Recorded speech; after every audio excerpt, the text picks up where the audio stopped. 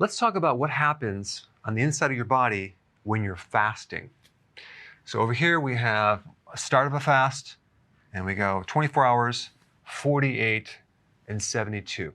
So there's a lot of really magical things that happen when you fast. Our bodies have developed over a long period of time and have adapted to starvation many, many times. So we have all these unique proteins that get expressed or turned on that have to do with your brain doing better, the different parts of your body surviving better. Our bodies have not adapted to the frequency of eating like we do now, like every 3 hours.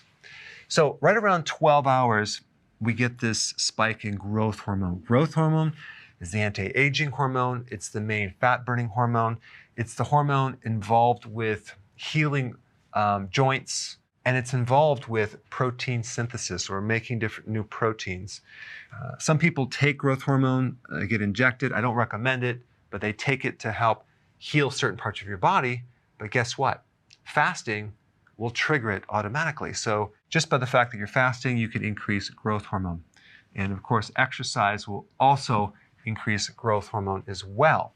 So it starts about 12 hours and it increases as you go on and on. Now, at about 18 hours, you start developing something called autophagy. Autophagy is an interesting thing that happens with your body where you start recycling old, damaged proteins and microbes as well. One type of protein would be the advanced glycated end products, which basically when you combine glucose with a protein, it becomes very sticky.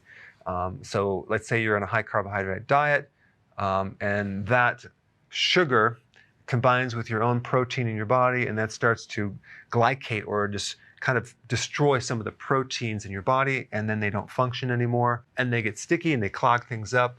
Well, guess what? Your body will start cleaning all that up and turning these damaged proteins into new amino acids where your body can use them.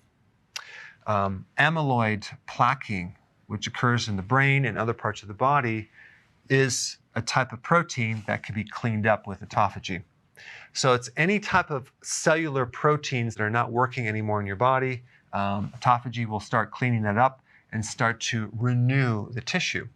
And it starts right about 18 hours and it gets more and more and more as you start fasting. And in about 24 hours and a little bit longer, you start to really deplete this glycogen reserve, this storage supply of glucose in your liver. So the more that the liver is depleted with glycogen, the more you're going to be running on ketones as the alternative fuel. And if you have a fatty liver, for example, your body will start using that fat and turning that into ketones. So your body is finally able to start tapping into this stored energy, and you're running more and more on ketones, which is a superior fuel.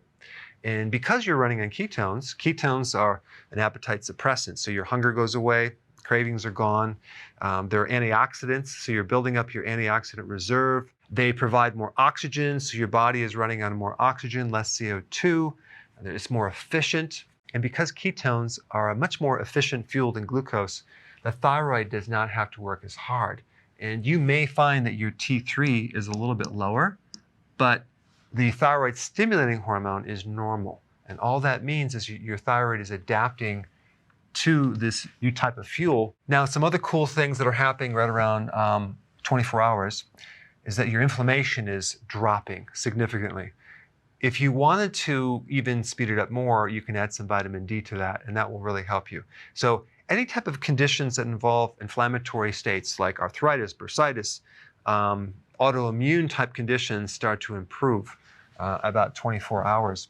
You start getting more gut healing because the gut now doesn't have to work so frequently with the gallbladder being stimulated and the pancreas stimulating its enzymes. The gut finally has a chance to just chill out. So if you have this condition called SIBO, which there are microbes in the small intestine, and they should normally be in the large intestine, that starts to become corrected.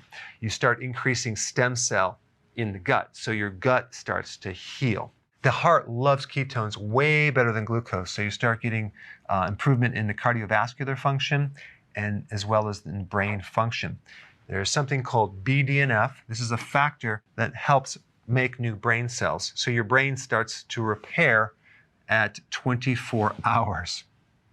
As you keep going on, you would think you're going to be losing muscle protein, but that's not really what happens because your body becomes more efficient. And there are certain genes that are sparing proteins, so it's not using muscle protein. So the efficiency of fuel is much better.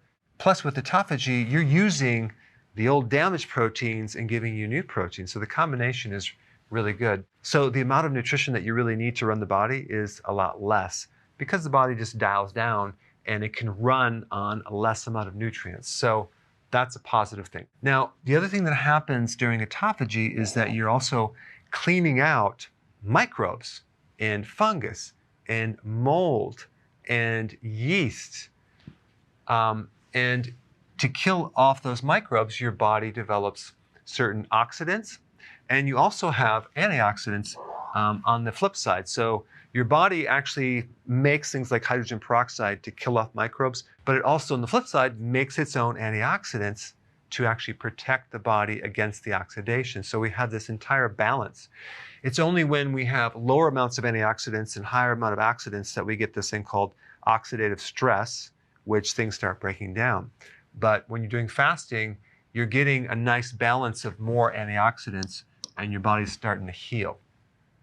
Now, when you get to 48 hours, you really start to stimulate the stem cells. These are undifferentiated cells. In other words, they're cells that don't have a purpose. So they can turn into this tissue or that tissue depending on what the body needs. So you start to stimulate the stem cell and get more healing and more repair, more anti-aging. You also get decreased risks of certain types of cancer. You get shrinkage of certain tumors. You start making more mitochondria. Now, if you push it and go up to 72 hours, you get even more stimulation of stem cells, okay, and better immune function. But when you actually get into 72 hours or greater, I recommend you do that as a periodic thing, simply because a lot of people going into this have nutritional deficiencies in there.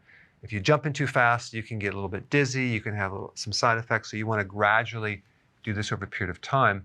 But those are some general things that happen when you're fasting. I recommend doing intermittent fasting on a regular basis, okay? And probably a good average pattern of doing this would be going 18 hours of fasting with a 6-hour window. So you would eat and then wait 6 hours later and then eat and then fast for 18 hours. This would be a really good pattern to follow. And then you can actually make it more strict over time depending on how you do.